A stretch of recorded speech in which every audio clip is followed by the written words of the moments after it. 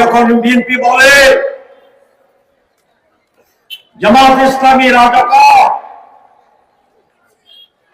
আমি এই কথা জবাব ওইভাবে না দিয়ে যদি বলি, বন্ধুরা 20 বছরের বেশি সময় তো আপনারা জামাত ইসলামী সহ একসাথেই তো মিটিং মিছিল করেছিলাম।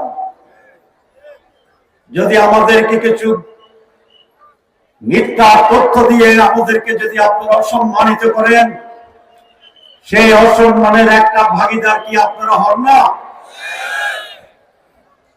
যদি আমরা এতই খারাপ হই, তাহলে আমাদের সাথে কেন এতদিন বসছেন?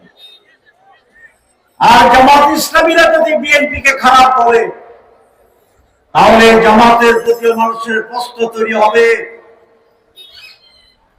যে আপনারা এতদিন তো বিএনপির সাথে যোগ করছিলেন।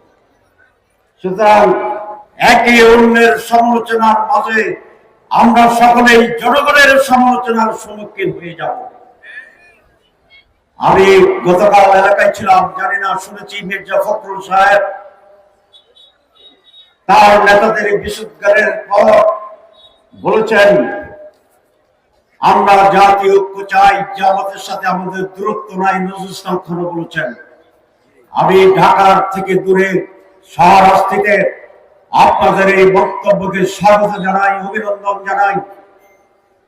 এটাই হবে আমাদের রাজনৈতিক স্ট্যান্ড, যে আমরা যারা রক্ত দিয়েছি, জীবন দিয়েছি, তারা যেন নিজেদের ভিতরে দ্বৈততা বা মতবিরোধের মতো জায়গায় আমরা না যাই। আসুন আমরা জাতীয় ঐক্য গড়ে তুলি, আসুন দেশকে গড়ে তুলি, আসুন সমালোচনার পর্যালোচনার মিথ্যাচারের পচা রাজনীতিকে পরিহার করি।